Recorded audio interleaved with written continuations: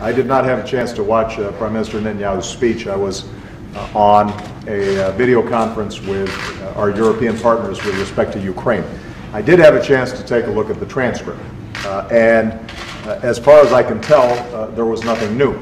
A very busy and perhaps somewhat irritated President Obama during a photo op with Defense Secretary Ash Carter discussing the joint address to Congress by Prime Minister Benjamin Netanyahu of Israel. Our president saying he was just too busy to watch. But a whole lot of people were watching and commenting. And for his comments, we're pleased to go to Washington, D.C., where James Zogby joins us by Skype. Jim, of course, the president of the Arab American Institute. And still with us, we're happy he's here the whole hour. From Newsmax LA, it's our good friend Larry Elder. So, Jim, presumably you watched the speech. Your reaction to what Prime Minister Netanyahu had to say yesterday? You know, if he were a used car dealer, I would not buy a car from him. He started off with a fib, and that is, for those of you who think I'm here for something political, I'm not. It was totally political, from the way it was arranged to the timing of it, which was set for prime time in Israel. This was a campaign appearance with Congress as a prop. And as an American, I was insulted. I was insulted and embarrassed for my country.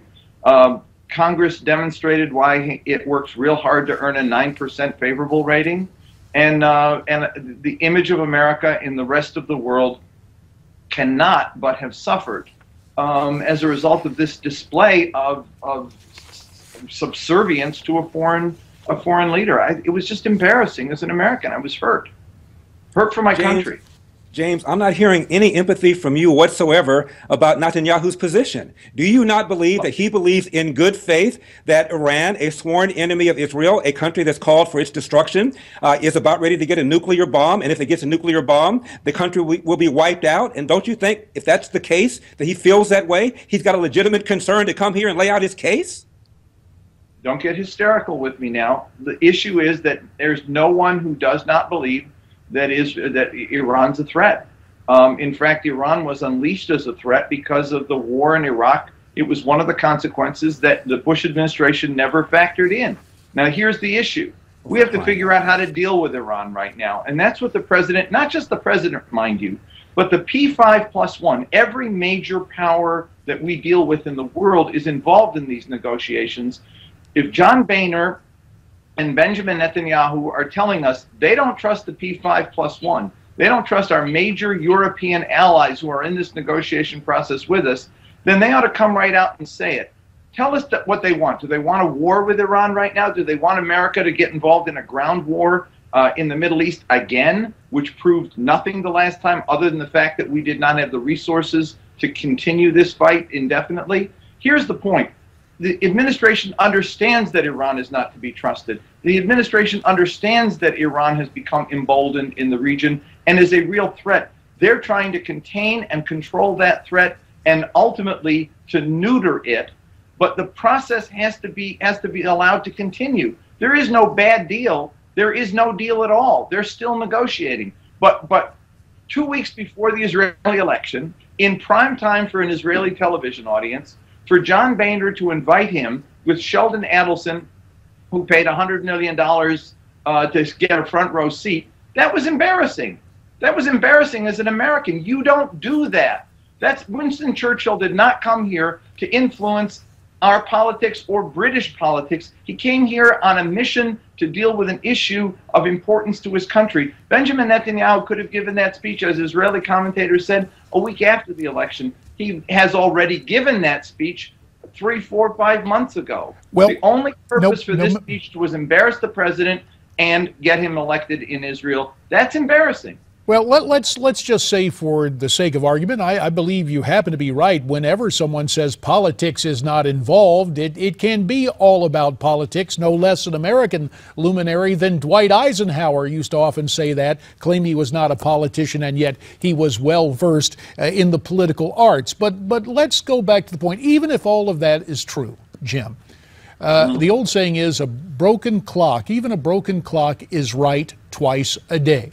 Is there not a larger truth, to wit, if the Iranians get a nuke or several nukes, given the yield of that kind of weapon, it would not distinguish between Israelis nor Palestinians if it was fired upon Tel Aviv? Is there not a common threat to the Palestinians and the Jewish state? That is the best argument for why Iran will never use a nuclear weapon, because it is not only Israel and the Palestinians that will suffer, but it is the Lebanese and the Syrians and the Jordanians, their allies in South Lebanon who are Hezbollah, the Syrians who are their allies in Damascus, Jordan, etc. And as we know, 5 minutes later, Iran becomes a parking lot. That's the issue here, is that it is not a question of first use, it's a question of no use. There is no point to having a bomb, other than for bragging rights that they're now like the macho guys in town who've got a little toy that they can never use. The point is that our negotiations with Iran are to control them in this region. That is what's important for the president and for the P5+1 to do. But I will tell you that we got to get over the hurdle of these nuclear negotiations so we can get to the real issue, which nobody's talking about, and that is Iran's involvement in Iraq, in Syria, in Lebanon, in Bahrain, in Yemen, and the threat they pose to the region as a whole because they were unleashed by a foolish war in Iraq. That's what we have to be dealing with, but we got to get over this hurdle of the nuclear negotiations. I don't believe Israel wants any negotiations, and I don't think they want any deal. I think they want America on a permanent war footing in the region because for some reason they think that serves their purposes. Netanyahu was boasting back in 2002 that if you only make a war against Iraq, it'll fix the whole region. He was wrong then. He's wrong now. Iran is not to be trusted. The president doesn't trust them. That's why these negotiations are long and hard, and that's why we're not doing it alone. We're doing it with Germany and France and Britain, our major allies in the world. Netanyahu doesn't just insult President Obama, he insults our major allies. And I think it was a foolish move for Boehner to invite him for that purpose. James Zogby of the Arab American Institute. Jim, as always, we appreciate your point of view, and you forcefully delivered it here on Americas Forum. Now, there is more to come on this program. Specifically, Larry Elder stays with us, but we will also be discussing Homeland Security funding, and a possible presidential campaign with former Arkansas Governor Mike Huckabee. Stay tuned.